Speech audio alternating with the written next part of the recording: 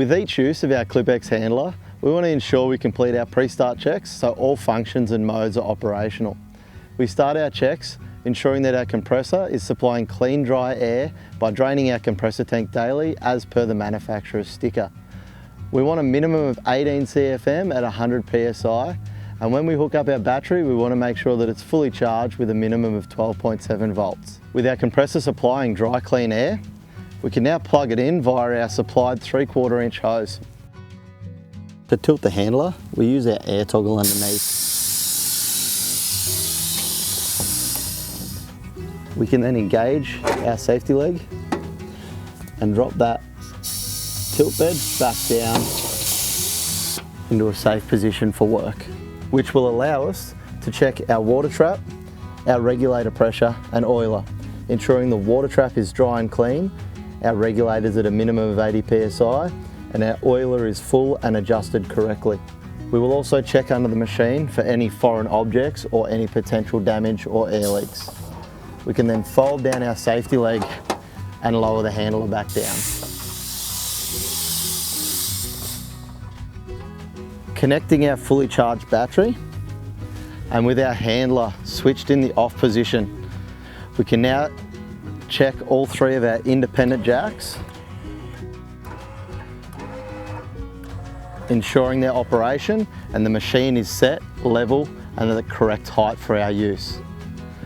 When we switch our handler on, we want to ensure that our entire handler goes to the home position, our entry gate to the open, pre-catch, catch and draft gates all center themselves. This will allow us to know that all the valves are working and that all our rams are also working.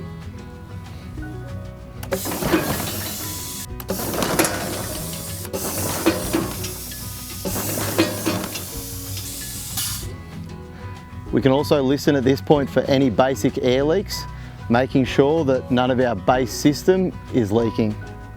Now with the handler turned on and no mode selected, I can check that my photo eyes are operational. I can see that the green light is on to say that the circuit is there, and by passing my hand under it, I can create the red light as if an animal was in the handler. The reason I'm doing this without a mode selected is there's no chance of catching myself or hurting my arm. Moving down the catch wall in between, I can actually check the depth of that sensor, how far down we're reading, and to make sure that we'll catch our lambs. Switching into our manual mode, we can now test each of the manual functions. Beginning with our draft dial and our left draft gate, and centered, and right draft gate, and centered. Whilst doing this, also listening for our air leaks, making sure that none of our systems are leaking. We can then catch our handler, ensuring that the catch wall and entry gate close, and using our hand under our pre-catch sensor, we can making sure it's closing with firm pressure. Our catch wall, we have a dial for our pressure settings. We want to check it at the lowest setting, that it is firm but not hard, and then rotating that dial up to our high pressure, we can re-catch, and there is no movement in that wall, it is solid. We know that that system is working and our dial is also working. Bringing our handler into the tilt position, as it comes over, we want to watch that the tail flap moves up, doesn't hit our sensor bar, and comes right to our 90-degree position. We can then check our head flap in open and close. We'll then reopen our head flap. This way we can ensure when we tilt return via our switch that both the tail flap and head flap go down as they should.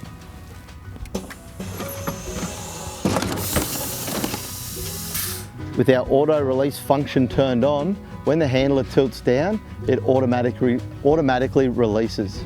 We can then turn that into the off position, catch again, tilt the handler back over, and when we tilt it back down, it won't release to let that sheep go, so that we can make sure that that function is also operational.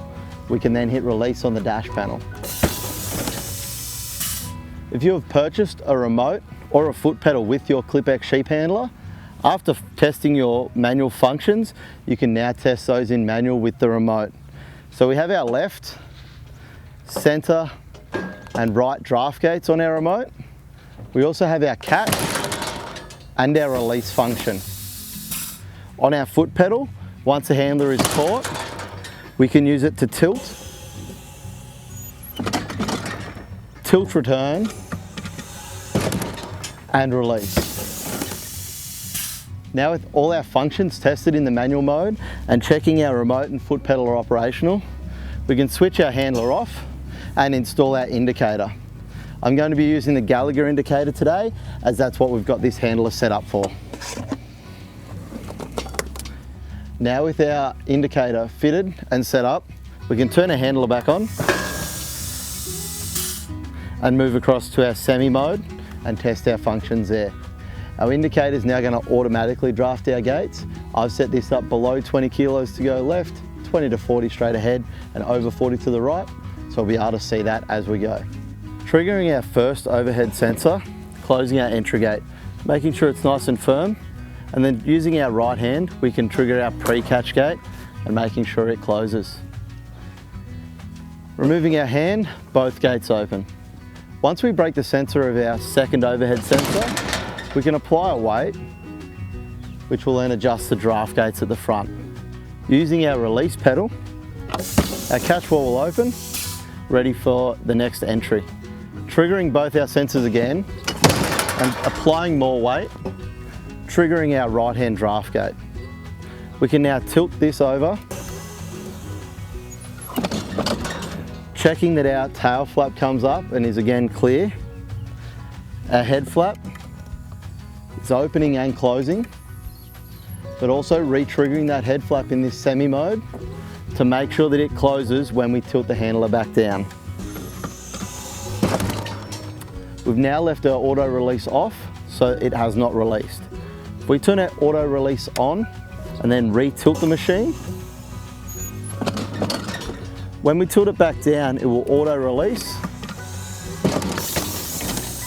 which would put the handler in a position ready for the next sheep.